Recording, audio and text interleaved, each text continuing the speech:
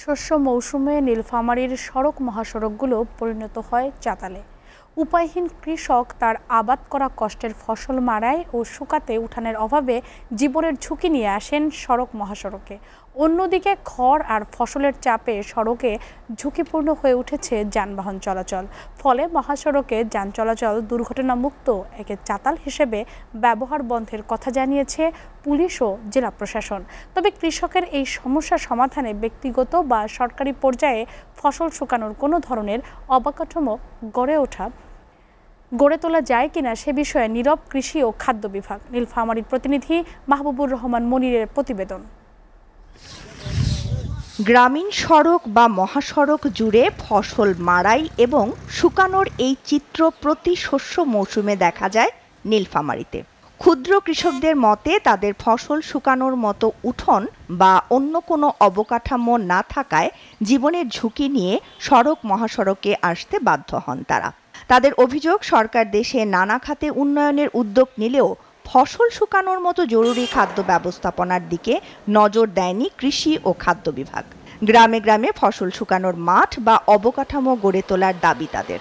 এখন তো বৃষ্টি হইতেছে, এখন তো আমাদের ধান শুকার কোনো রাস্তা নাই, রাস্তা ছাড়া খোলান তো আমার ডুবি আছে। সে আগে খোলান ছিল, এখন খোলান নাই। না থাকার রাস্তার ধারে বাড়ি বানাইছি। আমাদের গ্রামে কিন্তু খোলান নাই, খোলান না থাকার কারণে ধানটা যদি না শুকায় তাহলে তো নষ্ট হয়ে যাবে ধানটা। বাড়ি বান্ধিতে জমি শেষ, এখন রাস্তায় ধান শুকাচ্ছি, মনে করে ঝুঁকি নিয়ে মনে করে গাড়ি চলেছে, তাও আমাদেরকে চলার লাগে। এদিকে সড়কের উপর ধান, পাট সহ নানা শস্য আর খড়ের স্তূপের মধ্য দিয়ে চলাচল দায় হয়ে পড়েছে যানবাহনগুলোর। প্রায়ই ঘটছে নানা ধরনের দুর্ঘটনা। ট্রাফিক প্রশাসনের প্রতি এই বিষয়ে নজর দেওয়ার আহ্বান চালকদের। কৃষি ও সড়কের এই সমস্যার কথা সংশ্লিষ্ট দপ্তরগুলো জানালেও ফসল শুকানোর কোনো অবকাঠামো গড়ে তোলার কার্যক্রম নিয়ে কথা বলতে রাজি নয় কৃষি বিভাগ। তবে যানবাহন চলাচল স্বাভাবিক রাখতে সড়ক ও মহাসড়কগুলোকে শস্যমুক্ত রাখার কথা জানিয়েছে পুলিশ ও জেলা প্রশাসন।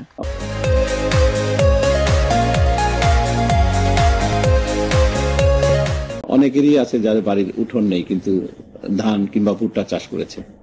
সঙ্গত কারণে তারা পাশের রাস্তায় হয়তো তারা ভুট্টা শুকাচ্ছে কিংবা ধান শুকাচ্ছে। এটা ভাবে না, গোটা দেশে এটা দেখবেন। তবে আমরা হাইওয়েতে এটা যেন কেউ করতে না পারে, এটা আপনি দেখেছেন। আমরা পুলিশ, ট্রাফিক পুলিশ এবং থানা পুলিশ নিয়মিত আমরা মনিটরিং করছি। গ্রামীণ যে সড়কগুলো আছে সেখানে এই ধান এবং খড় শুকাচ্ছে, এতে যানবাহন চলাচলে বিঘ্ন সৃষ্টি হচ্ছে, ছোটখাটো কিছু দুর্ঘটনার শিকারও হচ্ছে। তা আমরা স্থানীয় সরকার প্রতিষ্ঠানের মাধ্যমে যারা চাষি ভাইয়েরা আছে, কৃষি বিভাগ অনুরোধ করেছি তারা যাতে এই চাষিদের মধ্যে এই সচেতনতা বৃদ্ধির কাজটি পরিচালনা করে। এবারের বড় মৌসুমে জেলায় প্রায় 1.25 লাখ হেক্টর জমিতে ধানের আবাদ হলেও তা শুকানোর কোনো জায়গা নেই। SATV news desk.